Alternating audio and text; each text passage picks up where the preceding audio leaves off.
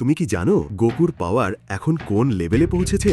এই 1 মিনিটে জেনে নাও ড্র্যাগন বলের সবচেয়ে ভয়ঙ্কর ফর্মগুলো। গোকু অ্যানিমে ইতিহাসের সবচেয়ে ভয়ঙ্কর ফাইটারদের একজন।